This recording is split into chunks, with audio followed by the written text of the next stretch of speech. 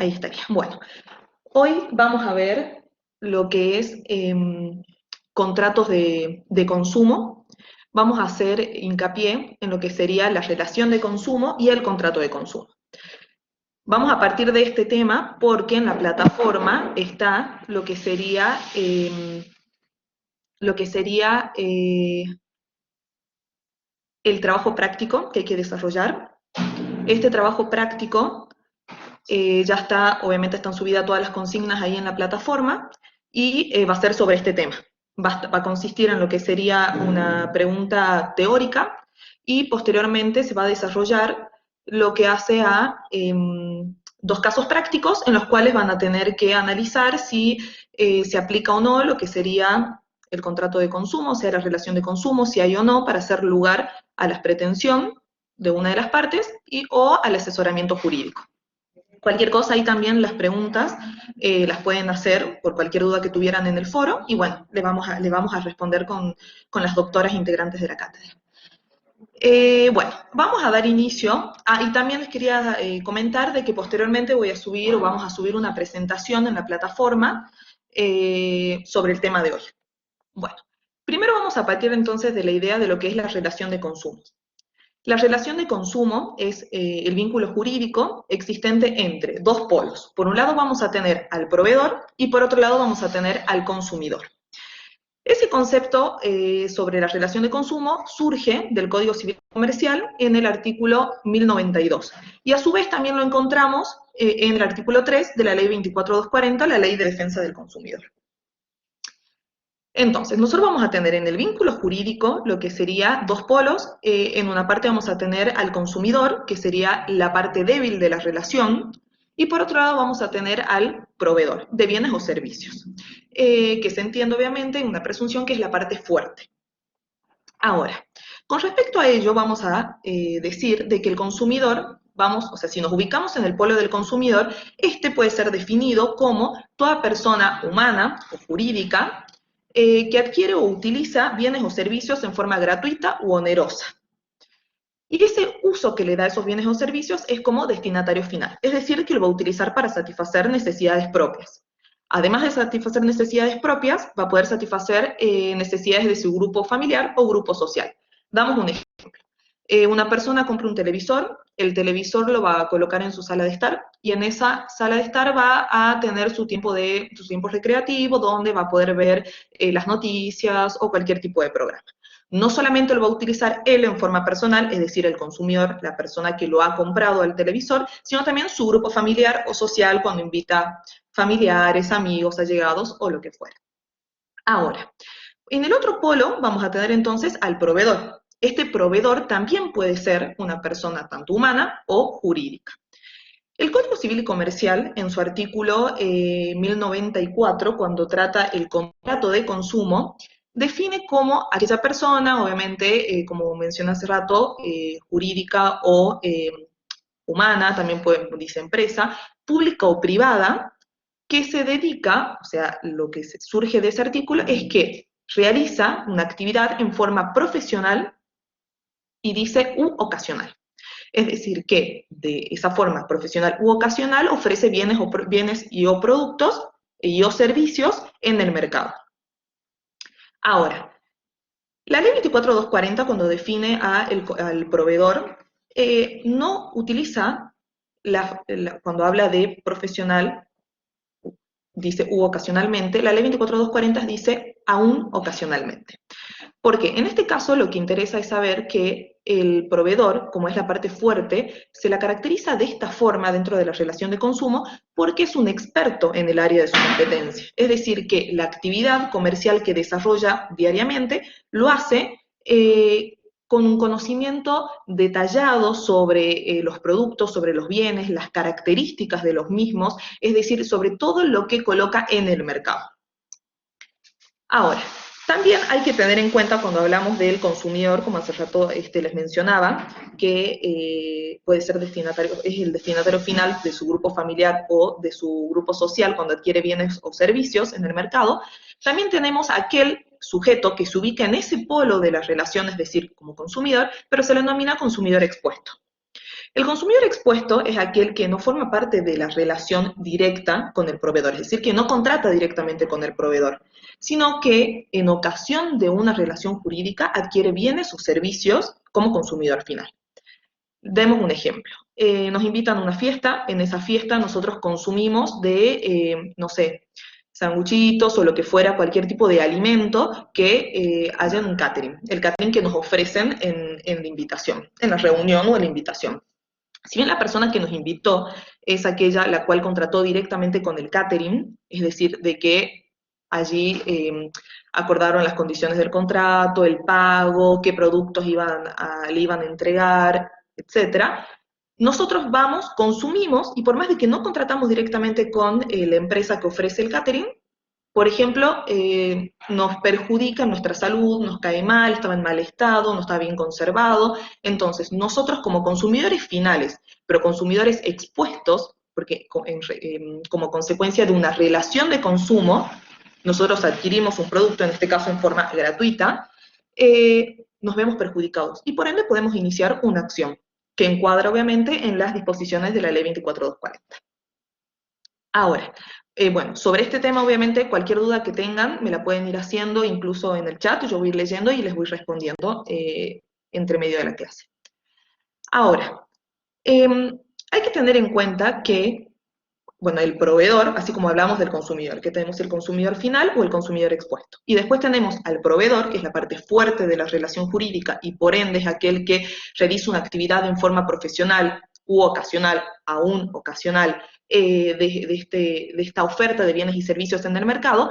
Estas actividades que desarrollan según la ley 24240 pueden ser la producción, el montaje, la creación, la construcción, transformación, importación, concesión de marca, distribución y comercialización de bienes y servicios. Al proveedor entonces lo encontramos regulado en el Código Civil Comercial, en el artículo 1093 y en la ley 24240 en el artículo 2. Ahora, al hablar de esta relación de consumo, hay que tener en cuenta también de que la relación de consumo no abarca únicamente lo que es el contrato de consumo. Es decir, nosotros tenemos un contrato de consumo que vendría a ser un eslabón dentro de la relación de consumo. ¿Por qué? Porque esta relación, este vínculo jurídico que existe entre el proveedor y el consumidor, tiene diversas etapas. Tenemos una etapa precontractual, que la etapa precontractual es todo lo que tenga que ver, por ejemplo, con las publicidades, con la oferta de un bien, todo lo que tenga que ver con las tratativas previas a la celebración de un contrato de consumo. Después tenemos la etapa contractual, que es cuando el consumidor presta su consentimiento, la etapa de ejecución y la etapa postcontractual. Esa última etapa es aquella, por ejemplo, lo que sería el servicio postventa, las garantías, cuando tiene alguna falla, un producto. Por ejemplo, cuando se adquiere un auto, cualquier servicio postventa de taller para realizar en el vehículo, forma parte de esa etapa postcontractual. Entonces, ahora nos vamos a abocar en lo que sería la etapa contractual. El contrato de consumo surge del mismo artículo donde da la definición, obviamente, de proveedor, como les mencioné anteriormente, que es del 1093 del Código Civil y Comercial. Ese artículo establece que el contrato de consumo es aquel celebrado entre el consumidor y el proveedor. Y ahí define al proveedor como aquella persona humana o jurídica que actúa profesional u ocasionalmente o una empresa productora de bienes y servicios, es decir, prestando servicios u ofreciendo bienes. Y en este caso también se dice que puede ser pública o privada la persona jurídica, digamos, que se ubique dentro del polo o en el polo de la relación jurídica como proveedora. Este contrato, como ya sabemos, si nosotros vamos a la teoría general del contrato, vamos a decir que el contrato es aquel acto jurídico mediante el cual dos partes, una de las partes presta su consentimiento para crear, regular o modificar relaciones jurídicas, en realidad sí, relaciones jurídicas de carácter patrimonial. En este caso se caracterizan los contratos de consumo porque tenemos dos partes, como ya veníamos diciendo al principio de la clase, consumidor y proveedor. En este contrato siempre hay una parte débil, un débil estructural, se dice, porque en cuanto la persona se ubica dentro de su condición, o sea, cuando se encuentra circunstanciada en este hecho o en esta circunstancia de adquirir bienes o productos, se entiende y se presume de que es un débil estructural en diversos aspectos o en diversas dimensiones. Por ejemplo, un débil estructural con respecto a la información, porque quien tiene el deber de informarle detalladamente todas las condiciones de contratación, los caracteres o las características del bien o el producto, pesa sobre quien profesionalmente, habitualmente, con conocimiento detallado y exhaustivo tiene, que es el proveedor, porque se dedica a este ofrecimiento en el mercado. Nosotros, todos, somos consumidores, vivimos en una sociedad de consumo y también hablamos de una sociedad de mercado. ¿Por qué? Porque constantemente se nos están ofreciendo bienes y servicios y nosotros constantemente estamos adquiriendo bienes y servicios, ya sea en forma gratuita o en forma onerosa. Ahora, cuando hablamos del contrato de consumo, como ya dijimos dentro de la relación jurídica, forma parte de un eslabón, que sería la etapa contractual de esa relación jurídica, vamos a tener en cuenta que las normas que regulan toda esta relación jurídica van a aplicarse de acuerdo a diversos principios. Y los principios rectores dentro de la materia consumidoril vamos a tener, por ejemplo, la protección del consumidor y el acceso al consumo sustentable. Eso surge del artículo 1094. Cuando hablamos de la protección del consumidor, nace de esta idea, obviamente, de entender que el consumidor es la parte débil de la relación jurídica y que, por ende, cualquier tipo de duda que exista en cuanto a la interpretación de una norma o en cuanto a la interpretación de cláusulas de un contrato, siempre se va a aplicar la que es más favorable, más beneficiosa para el consumidor.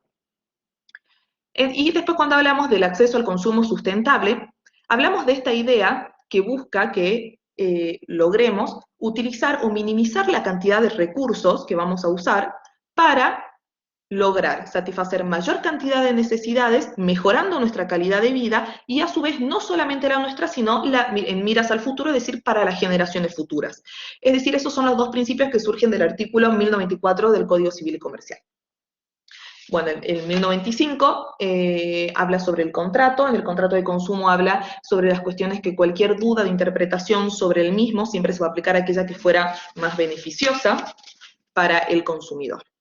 Hay que aclarar que para estudiar este tema nos vamos a centrar en el Código Civil y Comercial a partir del artículo 1092 y termina la parte de los contratos de consumo en el artículo 1122. Bien. Si nosotros continuamos con la estructura en la cual está sistematizado el código o las partes de los contratos de consumo, vamos a tener también que hace hincapié en lo que se llama el trato digno, el trato equitativo y el trato no discriminatorio. El trato digno en nuestro Código Civil surge del artículo 1097. Este trato digno es aquel que refiere a que los proveedores deben de abstenerse de realizar cualquier tipo de conducta o actividad que coloque al consumidor en una situación vergonzante, vejatoria, intimidatoria. Por ejemplo, un ejemplo sería, una persona en un supermercado está siendo sospechosa de robar algún elemento, algún producto. Entonces, el control que se le va a realizar al salir del supermercado no tiene que ocasionarle ningún tipo de situación incómoda, situación vergonzante, no puede ser ese control realizado con intimidación, generándole miedo. Porque siempre tenemos que centrarnos en la persona, en la dignidad de la persona, de la cual surgen todos los demás derechos, y de esta forma ejercerlos de tal manera en que no se vea violentado, obviamente, la persona. Este trato digno también surge del artículo 8 bis de la ley 24240. En este caso, también menciona todo este deber de abstención por parte de los proveedores de realizar conductas vejatorias, intimidatorias o vergonzantes para con el consumidor. La jurisprudencia entiende, por ejemplo, que existe trato indigno cuando el consumidor se lo hace peregrinar de un lado a otro buscando una respuesta, iniciando, por ejemplo, las acciones de defensa del consumidor o buscando, digamos, una protección a sus derechos en sede administrativa, por ejemplo, en la Secretaría de Defensa del Consumidor, y en el caso de que no obtenga una respuesta satisfactoria, iniciando luego la acción judicial, en el caso en el que envía un montón de mails, se trata de comunicar vía telefónica, es decir, por todos los medios de comunicación, y no obtiene una respuesta que fuera adecuado, satisfactoria a sus reclamos, porque todos tenemos el derecho a obtener una respuesta. Entonces, ahí hay un trato de desprecio hacia los intereses propios del consumidor, una actitud muy poco colaborativa por parte de los proveedores, o conciliatoria, podríamos decirla, y que por ende le ocasiona un daño al consumidor. El Código Civil Comercial también trata lo que es el trato equitativo y no discriminatorio, es decir, que además de abstenerse de esas conductas que atentan contra la dignidad propia del consumidor, también deben de abstenerse de realizar conductas o actividades que fueran discriminatorias, basadas en el sexo, en la religión, en ideologías, en el género, y también lo que sería un trato equitativo deben de brindarle a los consumidores. Este trato equitativo se refiere principalmente a un trato razonablemente igualitario. Si bien en la práctica comercial se observa que muchas veces las empresas dan un trato preferencial, por ejemplo, a clientes asiduos, a clientes de años, eso no permite, o sea, aceptar esa conducta que obviamente debe ser analizada en cada caso concreto, no permite a que se establezcan condiciones diferenciadas entre los demás consumidores. Puede ser que en realidad a todos los consumidores se los trate iguales por parte de ese proveedor, solamente que a algunos le dan un trato un poco más preferencial, pero no disminuyendo el trato equitativo que debe de brindarle a los demás consumidores. Sin embargo, es un tema para debatir y analizar en cada caso concreto para ver si existió o no un trato discriminatorio, un trato no equitativo, un trato indigno. A su vez, el Código Civil y Comercial refiere a la libertad de contratar, es decir, que el consumidor debe de sentirse totalmente libre de poder elegir entre contratar y no contratar, y por ende todas aquellas propuestas, aquellos ofrecimientos por parte de los proveedores de bienes y servicios que estuvieran supeditados o condicionados a adquirir otros productos, está totalmente prohibida esa práctica. Por eso ahí, así lo menciona o así lo especifica el artículo 1099 del Código Civil y Comercial. Posteriormente, el código continúa hablando de lo que sería el deber de información. La jurisprudencia entiende con respecto al deber de información, al derecho de información que está en cabeza de los que tienen los consumidores y el deber que recae sobre los proveedores, que es el centro en el cual giran todas las relaciones de consumo. ¿Por qué? Porque no solamente tiene una recepción constitucional, porque en el artículo 42 de la Constitución Nacional encontramos este derecho de los consumidores a una información, y ahí dice adecuada y veraz, sino que está reconocido en nuestro Código de Fondo, es decir, en el Código Civil y Comercial, en el artículo 1100, y en la ley especial, la ley 24240, en su artículo 4. Esta ley especial refiere a este derecho de información cierta, clara y detallada, y el 1100 dice cierta y detallada. Es decir, que el más amplio es la ley 24240 en su artículo 4. Ahora, cuando hablamos de este deber de información que pesa sobre el proveedor, ¿por qué se dice de que es el centro en el que giran todas las relaciones de consumo? Porque la jurisprudencia y todos los casos fueron armando esta idea que, la doctrina también, esta idea que el consumidor tiene, o sea, tiene una ignorancia legítima.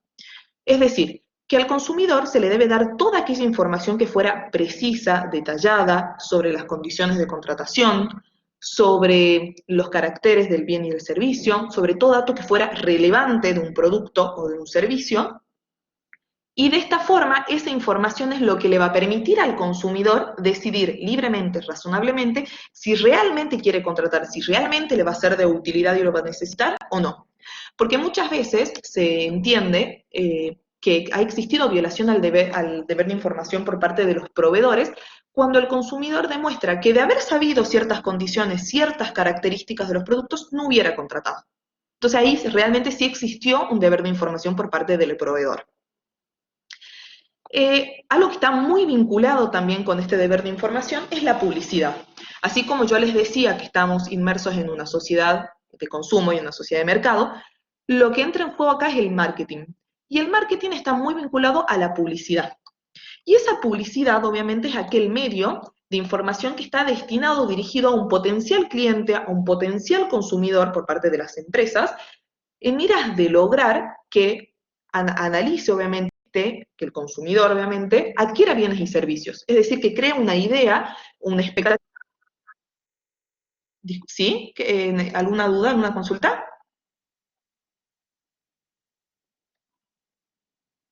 Cualquier cosa, chicos, pueden prender su micrófono. No, profesora, hasta ahora perfecto. Estamos atentos escuchándola. Buenísimo, cualquier cosa me avisan, no hay ningún problema. Si voy muy rápido, también. No, hasta ahora todo bien, perfecto. Buenísimo. Bueno, entonces continuamos con la publicidad. Entonces ahí nosotros si bien decimos, o les venía diciendo, que tenemos el deber de información a partir del artículo 1000 o en el artículo 1100 del Código Civil y Comercial, luego continúa hablando sobre esta publicidad como este medio de información destinado o dirigido al potencial consumidor o al potencial cliente. Ahora, esta publicidad, existen ciertas pautas sobre esta publicidad, las cuales están prohibidas. Entonces, ahí el Código Civil y Comercial establece que cuáles serían las publicidades que estuvieran, que están prohibidas por la ley. Sería, por ejemplo, aquella que contiene indicaciones falsas o erróneas, es decir, que el consumidor cree un juicio de valor erróneo, no real, debido a que estuvo influenciado por una publicidad que no es verdadera, sobre ya sea características o condiciones propias de un bien o un servicio que el consumidor adquiere creyendo que son ciertas y en realidad no lo son. También en el caso cuando se realizan comparaciones entre bienes y servicios de características similares. Esto no solamente produce un perjuicio en el mercado para con el consumidor, donde existe un aprovechamiento de esta ignorancia propia del consumidor, que desconoce hasta incluso el proceso de producción de un bien y un servicio. Si nosotros tenemos en cuenta que el producto o el servicio se fabrica y luego se comercializa, es totalmente ajeno el consumidor a ese círculo o ese circuito. El que lo tiene el conocimiento porque hace propia su actividad a lo que se dedica habitualmente es el proveedor. Entonces, si el proveedor realiza comparaciones con otros productos, aprovechándose de otros productos para obtener mayores ventajas económicas, mayor clientela, no solamente produce un perjuicio en el consumidor, sino en el mercado, es decir, con respecto a otros proveedores que no utilizan estas prácticas. Es decir, que en realidad no asumen una actitud desleal, podríamos decir, de una u otra forma. Y después también encontramos que otra de los tipos de publicidades que están prohibidas por el ordenamiento jurídico son aquellas que son abusivas, discriminatorias o inducen al consumidor a comportarse de una forma riesgosa para su salud. Por ejemplo, adquirir un cosmético que en realidad tiene ciertos componentes que producen alergia o que producen ciertos tipos de daños o perjuicios en la salud del consumidor y que por ende, por la publicidad, se lo está influenciando, podríamos decir, a adquirir esos bienes y esos servicios sin tener un pleno conocimiento, un acabado conocimiento sobre los componentes y los daños potenciales que pudieran generarle a algunos consumidores y a otros no, o a la comunidad en su totalidad. El ordenamiento jurídico también dice o establece claramente que todas aquellas cláusulas, todas aquellas informaciones que surjan de esa publicidad se van a entender que forman parte del contrato. Es decir, por más que no esté en un contrato, que el contrato tenga sus cláusulas, si nosotros esa publicidad por la cual se ofertó ese producto tiene una información adicional, se va a entender como que forma parte de ese contrato. Y por ende, que obliga al proveedor. Y el proveedor tiene que cumplir con eso.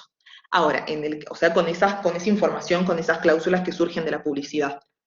Ahora, en el caso que estamos en presencia de esta publicidad, no es que el consumidor no tenga acción alguna, sino que en realidad este puede, ante la existencia de una publicidad engañosa, errónea, fraudulenta, abusiva, discriminatoria, va a iniciar todas aquellas acciones judiciales tendientes primero a eliminar esa publicidad, a que por el mismo medio en el cual se publicitó, digamos, un bien o un servicio, se rectifique esa información que es falsa, que es errónea, como así también a que la sentencia también sea publicada. Esto de la publicidad también lo encontramos en el artículo 8 de la Ley 24.240.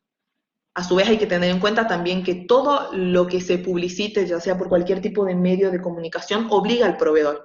Va a obligar al proveedor, ya sea, si la publicidad sale no sé, a los medios de comunicación, sale por un plazo determinado y así específicamente lo determina, durante ese plazo.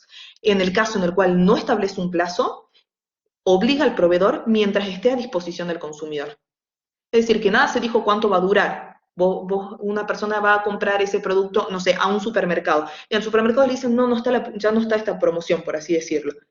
Pero en la televisión sigue pasando la misma publicidad y sigue estando obligado el proveedor. Porque si no tiene que retirarla y ya no tiene que estar a disposición esa información de los consumidores. O de los futuros consumidores también, digamos. O sea, la persona que va a ir a adquirir posteriormente de acuerdo a esa propuesta que se le hizo por la publicidad. Luego, el código lo que hace es, trata lo que serían las modalidades especiales. Estas modalidades especiales de contratación hacen hincapié en dos, las cuales, por un lado, refiere a lo que sería a los contratos celebrados fuera de los establecimientos comerciales, surge del artículo 1104 del Código Civil y Comercial y 32 de la Ley de Defensa del Consumidor, que se titula Ventas Domiciliarias, si no me equivoco, y también habla de los contratos celebrados a distancia, a través de determinados de los medios electrónicos o cualquier tipo de medio destinado a celebrar, a lograr, digamos, la celebración de contratos sin la presencia física de las partes.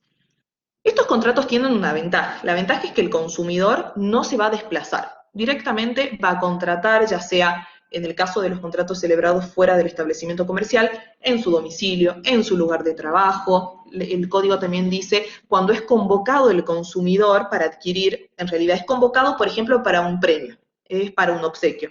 Y en esa convocatoria adquiere un bien o un servicio. Es decir, que no es la finalidad de la convocatoria directa que adquiere un bien o un servicio, pero sin perjuicio de ella lo adquiere. Entonces, ¿cuál es la ventaja? Que la celebración, la adquisición del producto por el consumidor evita el desplazamiento de este a los locales comerciales. Pero tiene una desventaja, que la desventaja es que lo toma de sorpresa. Ustedes imagínense, están en su casa tranquilos, vienen, les tocan la puerta y le hacen una oferta, no sé, para adherirse a un plan de ahorro que está en promoción, por así decirles. Los toma de sorpresa. Ustedes ante esa situación, capaz que les conviene, contratan, pero sin embargo no tuvieron todo ese tiempo para poder analizar, hacer comparaciones con otros productos o con otros servicios de las mismas condiciones, para ver si realmente los necesitan o no, sino que ante una situación de sorpresa uno adquiere un bien y un servicio sin hacer un análisis previo o una reflexión previa en cuanto a las necesidades. Por eso se hace mucho énfasis en las condiciones de estos tipos de contratos, en la forma escrita del contrato. Cuando se habla de la utilización de medios electrónicos, se refiere también a que siempre debe existir un soporte, que por más que no fuera un soporte papel, si existe un soporte electrónico, tiene la misma finalidad, pero deben de existir donde se encontrarán plasmadas las condiciones por las cuales se contrató. Y otro de las características que lo hacen, o sea, que hacen mucho énfasis a este tipo de contratos por esa desventaja propia que tiene este tipo de modalidad, es que se le da la posibilidad de revocar. Entonces, habla de la revocación. La revocación refiere a esa posibilidad de extinguir el contrato. Entonces, si, por ejemplo, yo adquiero un bien y un servicio, voy a tener un bien, por ejemplo, adquiero un producto. Yo voy a tener un plazo para revocar mi consentimiento. Entonces, ese plazo va a variar, obviamente, ya sea porque yo recibí el producto y luego contraté, es decir, me mandaron un producto y luego yo contraté, tengo 10 días desde que recibí el producto, o desde que celebré directamente el contrato, tengo 10 días para revocar mi consentimiento.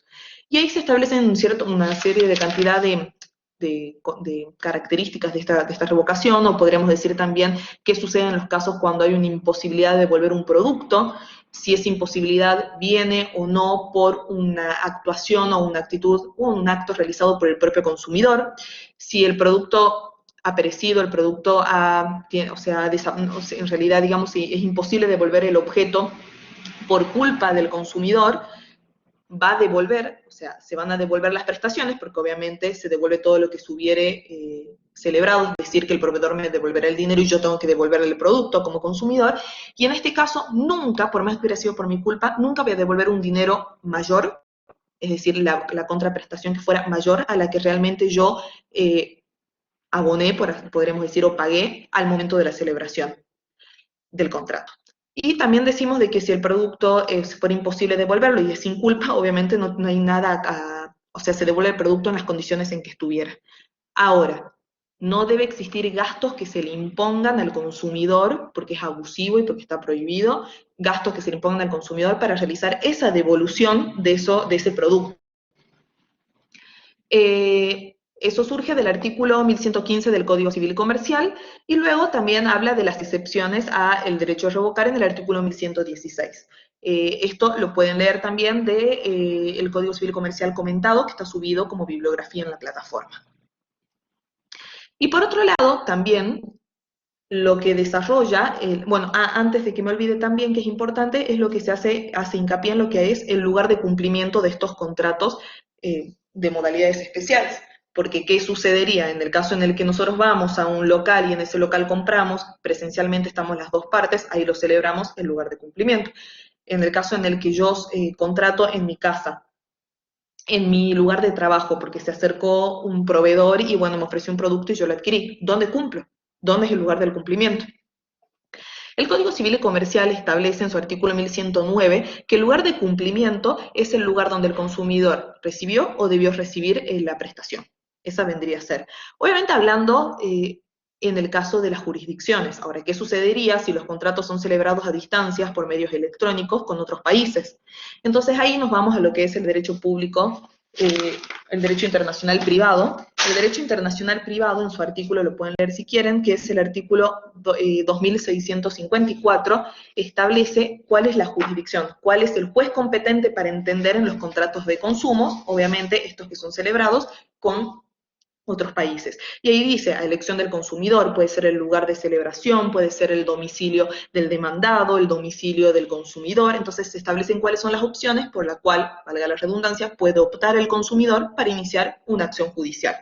En este caso, obviamente, de contratos de consumo. Y por último, el Código Civil y Comercial lo que hace es, trata lo que son las cláusulas abusivas. Las cláusulas abusivas nacen, o sea, están reguladas en el Código Civil Comercial a partir del artículo 1117 y en lo que es la ley 24240 en el artículo 37. Estas cláusulas abusivas, el Código Civil y Comercial, establece que son aquellas que provocan un desequilibrio entre los derechos y las obligaciones de las partes. Ya sabemos que en la relación de consumo tenemos consumidor y proveedor, es decir, entre las partes, pero siempre en perjuicio del consumidor, parte débil de la relación jurídica. Por otro lado, lo que hace el Código Civil y Comercial nos remite a los contratos con cláusulas predispuestas. Si nosotros nos ubicamos en el derecho del consumidor, no solamente vamos a aplicar, como decíamos, lo que es el Código Civil y Comercial, que es lo que estamos tratando ahora, la ley especial, que es lo primero que se aplica, que sería la ley 24240, sino que en el caso del Código Civil y Comercial tenemos la sección propia, es decir, el título propio de los contratos de consumo, y a su vez también tenemos disposiciones que son compatibles con las acciones de ley de defensa del consumidor, las relaciones de consumo, que son los contratos con cláusulas predispuestas.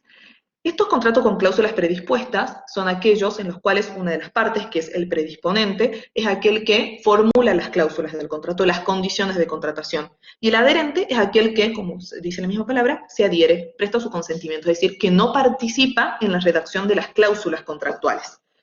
Puede optar por adherirse y firmar el contrato o no hacerlo. Un caso muy común son los de los planes de ahorro, los círculos de planes de ahorro.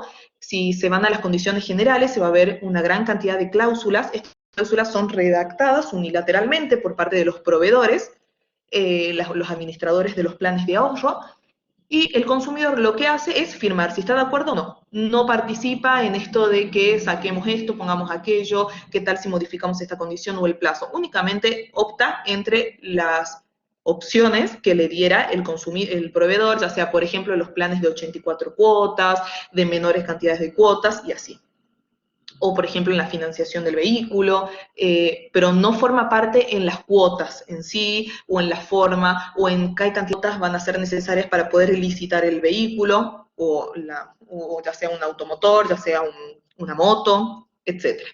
Entonces, si nosotros vamos a lo que íbamos es que, si bien se le aplican las disposiciones de esta parte de lo que serían los contratos de consumo, si nos vamos a la parte de los contratos con cláusulas predispuestas, ahí se establece también cuáles serían las cláusulas que están prohibidas por ser abusivas, en las cuales serían aquellas que desnaturalicen las obligaciones, aquellas que importen una renuncia de los derechos del adherente, o una renuncia o una disminución, aquellas que importen una ampliación de los derechos del predisponente, o aquellas que no sean razonablemente previsibles.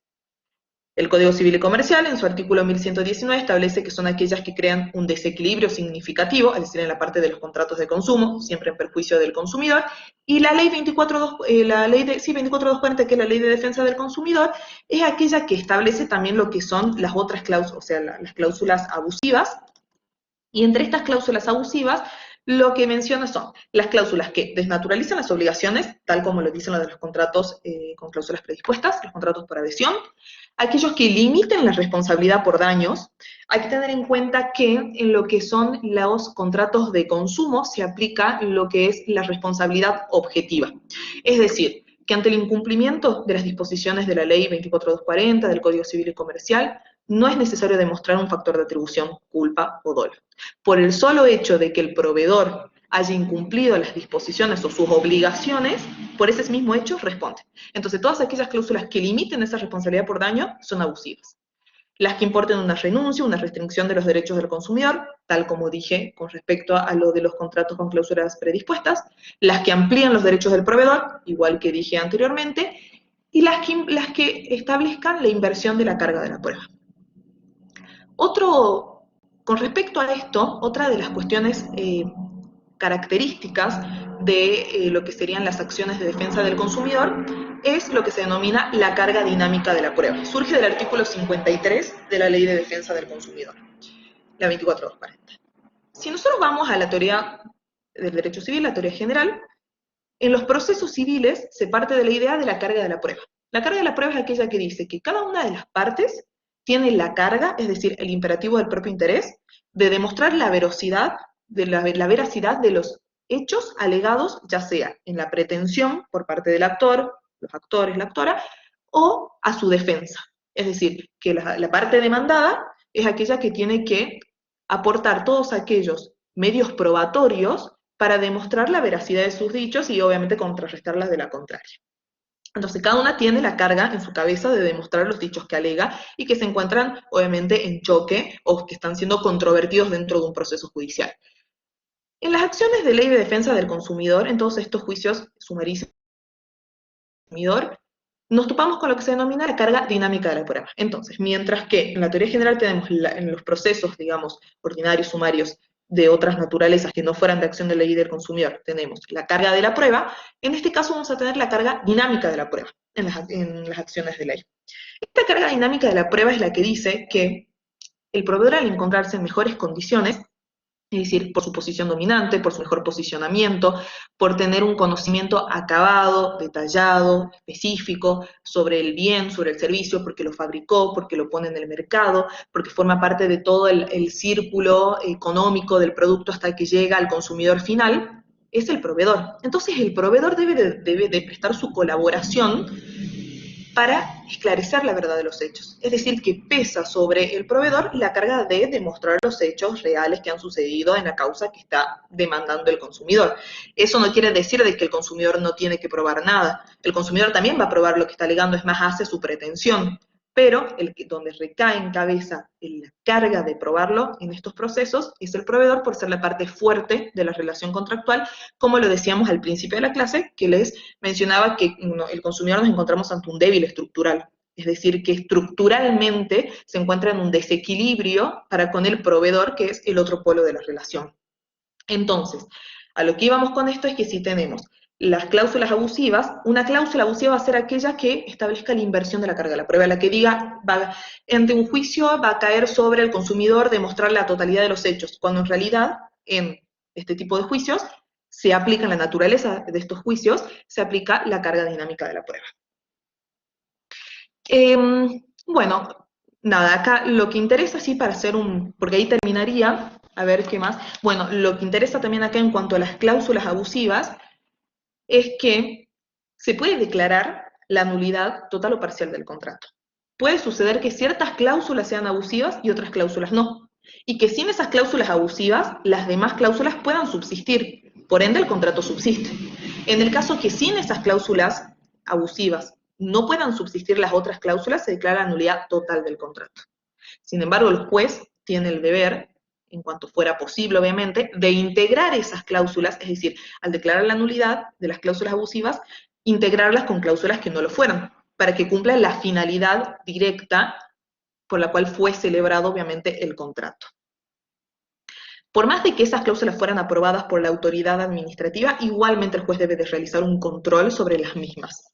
Siempre miras a este régimen protectorio, es decir, es un régimen, cuando hablamos de la ley 24240, hablamos de una ley de orden público, una ley tuitiva de un sector vulnerable, que son los consumidores. Hay que tener en cuenta también que si bien todos los consumidores, todos estamos en una situación de vulnerabilidad, existen otros sectores que se los denominan hipervulnerables, es decir, que aquellos que tienen una vulnerabilidad agravada, dicen algunos autores. por su condición, ya sea los niños, niñas y adolescentes son uno de estos sectores que obviamente estos, los niños, niñas y adolescentes, incluso son consumidores, es decir, pueden ser consumidores indirectos, en el caso, por ejemplo, de que los padres les compran un televisor, les compran un celular, obviamente quien formó parte de la relación jurídica es o sea, el adulto es responsable con el proveedor, sin embargo, quien va a disfrutar, va a gozar y va a disponer, digamos, de ese producto, de ese bien, es el menor, porque fue un regalo para ellos, por así decirlo, si damos un ejemplo, por ende se dice de que es indirecto, por más de que también pueda adquirir, no sé, es un niño o niña adolescente que realiza alguna actividad que se le estuviera permitida y que por ende puede disponer libremente de sus fondos que realizó del fruto de su propio trabajo y que por ende adquiere bienes, adquiere un producto. Entonces, hablamos, si bien todos los consumidores son vulnerables por su condición de tal, cabe destacar que hay sectores que son hipervulnerables y que requieren de una mayor protección, una mayor mirada intuitiva para con ellos. Entonces, si bien, para concluir, el Código Civil y Comercial, cuando habla de la relación de consumo, luego continúa con el contrato de consumo, obviamente, si nos vamos a la ley 24240 es mucho más amplia, tiene otro tipo de disposiciones, habla sobre los servicios domiciliarios, trata otras disposiciones, habla, por ejemplo, de las facultades que tuviera el consumidor ante el incumplimiento por parte del proveedor, es decir, que puede solicitar el cumplimiento, puede recibir otro producto distinto al que hubiera contratado, puede solicitar una indemnización en mi perjuicio, la rescisión del contrato, es decir, que tiene facultades que hacen, digamos, ante el incumplimiento por parte del proveedor. El Código Civil y Comercial lo que hace es centra un núcleo duro porque la doctrina entiende que es mucho más fácil modificar una ley especial que modificar un código. Entonces, por eso crea un núcleo duro de protección del consumidor, por eso todas estas disposiciones que son inmodificables, salvo que haya una reforma, obviamente, pero que es mucho más factible, mucho más fácil, o más común, podríamos decir, que una ley fuera modificada, que fuera actualizada, a que lo sea el código. Miren lo que sucedió con un código de Vélez todos los años hasta que llegamos al 2015 con el Código Civil y Comercial. Entonces, todas esas disposiciones siempre están en miras a proteger a este sector vulnerable que es el consumidor. Entonces, esto, lo que vimos hoy en la clase es lo que ustedes van a utilizar para poder desarrollar la actividad, el trabajo práctico. El trabajo práctico que ya está en la plataforma, ahí está el instructivo también de lo que tiene que ver con el plazo, todo lo que tiene que ver también con la forma, el formato del trabajo, consta de 2 puntos. El primer punto, que es un punto teórico, y el segundo punto, que son 2 casos prácticos. Lo que tienen que hacer hincapié para desarrollar el trabajo práctico es en lo que es una relación de consumo, en lo que es el consumidor, cuándo estamos realmente ante un consumidor final y cuándo no. Entonces, si ustedes se ubican y analizan primero cuándo estamos ante un consumidor, y en este caso decimos bien, si es consumidor final, ¿le es aplicable o no la ley de defensa del consumidor? ¿Por qué? Porque todos los bienes y productos que se adquieran siempre tienen que estar destinados al consumo final. Una de las cuestiones que es muy importante a la hora de determinar si es aplicable o no la legislación especial de defensa del consumidor es lo que se denomina el destino final del bien. Si bien yo, como les decía al principio, el eje central en el cual giran todas las relaciones de consumo es el deber de información que pesa sobre el proveedor, también es muy importante tener en cuenta esto de lo del destino final, porque es lo que nos va a habilitar a pensar si realmente estamos ante una relación de consumo o no es una relación de consumo. ¿Dónde se hace énfasis? En ese destino final. ¿Ese destino final para qué es? Para consumo propio, para consumo final, para consumo de uso particular del consumidor, de su grupo social o de su grupo familiar. Por ejemplo, ¿qué sucedería en el caso en el cual una persona adquiera una impresora y en realidad esa impresora no la utiliza para imprimir, no sé, sus actividades diarias de estudio, universitarios, sino que lo utiliza para incorporarlo dentro de su emprendimiento de impresiones 3D? Bueno, entonces lo está incorporando a la cadena de comercialización, lo está incorporando a una cadena económica. Entonces, en esta cadena económica, si nosotros nos situamos y decimos, a ver, ¿es consumidor? Sí, porque él aparece como consumidor final en la boleta. Bien, lo consumió para él, está demostrando que era para su uso. Pero después vemos que en realidad lo está incorporando dentro del circuito económico del producto. Entonces, hay consumo final, o sea, hay relación de consumo, ¿se aplica la ley de defensa del consumidor o no? Y no, porque no es consumo final, es para incorporarlo dentro de un circuito productivo. Otro ejemplo, una persona, hay un ejemplo jurisprudencial que dice una persona había adquirido 42 vehículos 0 kilómetros. Él alegaba, el consumidor alegaba que era consumidor final. En la factura aparecía como consumidor final. Objetivamente, si alguien se pone a pensar, ¿quién no quiere 42 vehículos para usarlo por sí mismo? Entonces, ahí entra lo que es un análisis para observar qué destino tenían esos vehículos, qué destino tenían esos rodados que estaba adquiriendo. Y objetivamente se termina o se concluye pensando que en realidad no era para uso final, sino que quizás era para reventa, quizás era para colocar en, no sé, una empresa de taxis. Entonces, eso es lo que ustedes, para desarrollar las actividades, los dos supuestos prácticos, dos casos prácticos que están ahí, van a tener que van a tener en cuenta. Entonces, el actor, la persona que se presentó, porque eso es un caso judicial de un actor y otro caso donde le van a pedir asesoramiento jurídico a un abogado en ejercicio de la profesión liberal. Entonces, se presenta y ustedes van a tener que analizar, ¿es consumidor final o no es consumidor final? Ese bien o ese producto está dirigido o fue adquirido de forma gratuita, oneroso, fue adquirido para utilizarlo en forma personal, para su grupo familiar, para ponerlo en el mercado, para incorporarlo a la cadena de producción de un producto. Entonces, ahí ustedes se van a centrar y van a poder resolver lo que serían los casos prácticos. Bueno, chicos, acá terminaría lo que sería la clase de hoy. No sé si tienen alguna duda, alguna consulta, si quieren me la pueden hacer ahí al chat o pueden prender su micrófono o les pareció claro. Acá dicen que le Profe, pareció buenas claro. tardes. Sí, buenas Sí, tardes, yo decime. quería decirle que gracias por la clase, que estuvo bastante clara, comprensible y pude seguirla paso a paso, así que le agradezco un montón también por explicar y dar los ejemplos para los Bueno, casos prácticos. Así que estuvo buenísimo, así que un millón de gracias, profe. no, qué bueno. Cualquier cosa, las dudas que tienen me la hacen. Yo traté de ser lo más clara posible, no hablar tan rápido. Yo hablo rápido de por sí. Así que bueno, me alegro un montón. La verdad que es mi primer clase, así que está genial.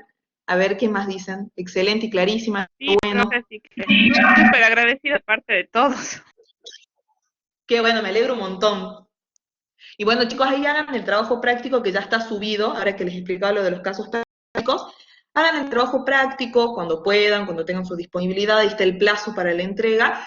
Y bueno, cualquier cosa, consulta que tuvieran sobre los casos, si no entienden alguna pregunta o alguno de los casos prácticos, no hay ningún problema, se los contestamos con las doctoras en la plataforma. Bueno, chicos, entonces ahí, muchas gracias por los aplausos. Bueno, ahí terminaría la clase de hoy. Así que, bueno, cualquier cosa, si no, estamos a su disposición para lo que necesiten. Bueno, profe, muchísimas gracias. Gracias a ustedes por estar y por escucharme. Así que, bueno, que tengan un buen fin de semana Muchas también. gracias, profe. Hasta luego. Chao, chicos, hasta luego, que Gracias, estén bien. profe, igualmente. Que ande bien. Chao, chao. Hasta, Igualmente. chao. Chao, chao.